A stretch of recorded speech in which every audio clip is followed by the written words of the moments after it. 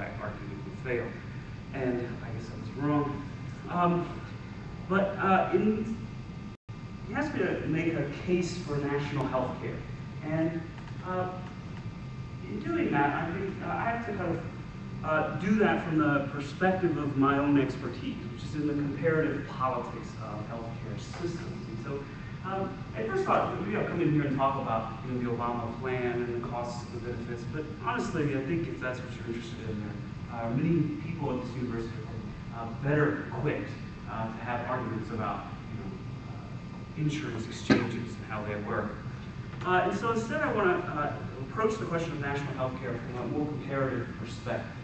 And in doing so, the first kind of thing that strikes me about national health care, the national health care debate, is the question of cost. I'm going to begin by talking about a little bit about the costs of health care in advanced industrial countries.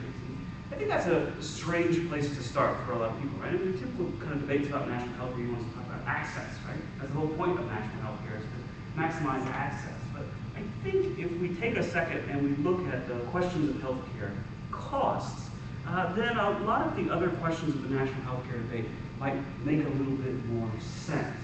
And it might put a lot of things into perspective.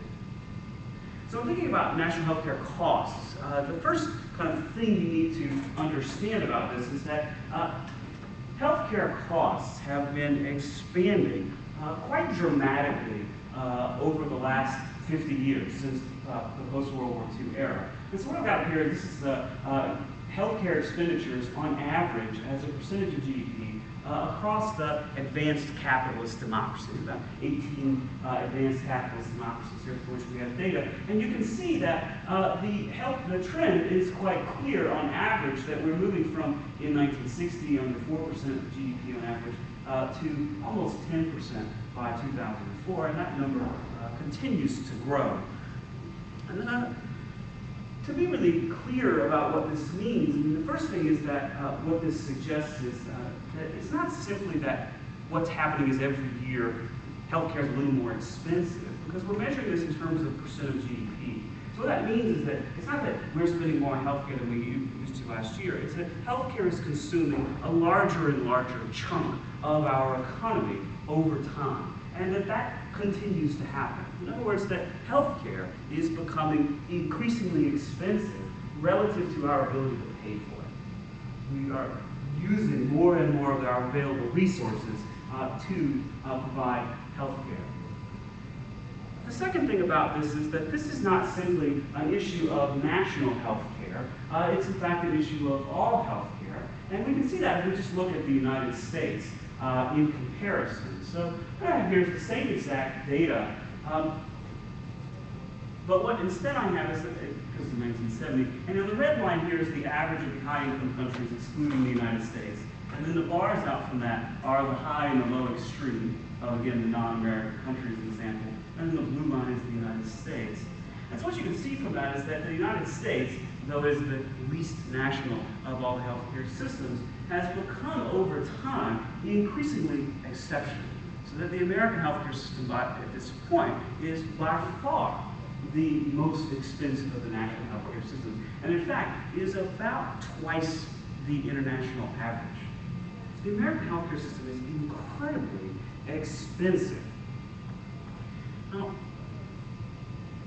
when we talk about healthcare being expensive, and there's this question, well, what can we do to make costs go down? And then we can talk about, if you're talking about America and you focus on America, and you think of all these kinds of efficiency gains we can get. How can we push down what doctors charge? How can we increase efficiency? How can we do all of those things? And all of those things are important to reduce costs. But one of the things that I'm trying to show you here is that this growth in cost is not simply an American phenomenon. It's not simply one country's phenomenon. It is a phenomenon that crosses all countries. So across all of the advanced industrial democracies, there's vastly different ways of trying to control costs. And some countries are more efficient than others, and we would expect that. But all of these countries, no matter how efficient they are, have this problem of rising healthcare costs. What that suggests is that there's something driving the cost increase of healthcare that go beyond any individual country. this is not a problem of individual countries and how they organize healthcare systems. There's something about healthcare that is making it increasingly expensive, an increasingly large portion of our economy.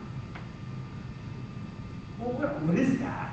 What's causing this general trend of increasing healthcare costs? So there's quite a few kind of causes for this. The things that have been going on for the last 50 years that have caused this general trend. And the first of that is that the population is getting older. And is that as our population gets older, which is partially the result of healthcare and other things as well, but as we live longer, then we have increasingly high demands on the healthcare system. The elderly consume more healthcare than the young, and so the more elderly people you have, then the more demand for healthcare you have. And the better healthcare gets, then we would expect that trend to continue. And so the demand of the elderly in the healthcare system should grow. The second reason for this is what we call the epidemiological transition. It's a really fancy phrase for saying that we die from different things than we used to.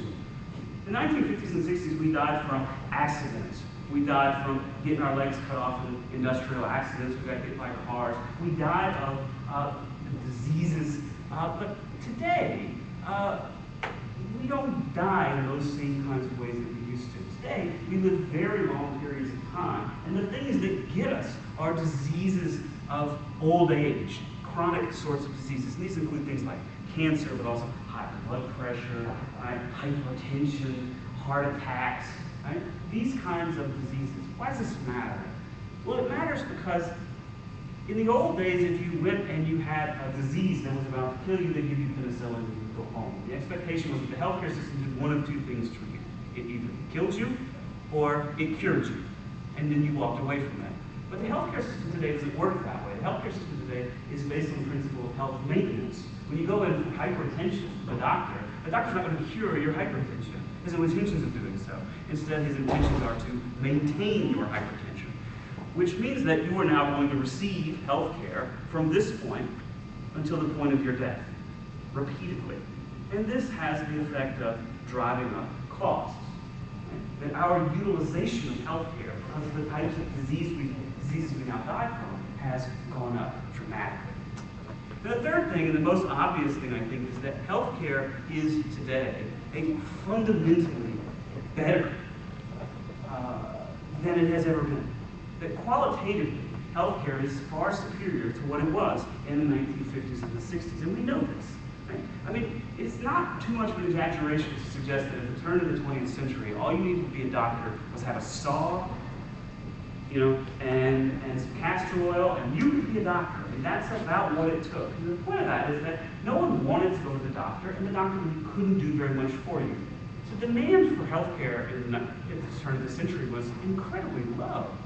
But we know that's not true anymore. We know now that doctors can do all kinds of crazy things for us. They can cure all kinds of diseases, and they can do it in all kinds of very sophisticated ways.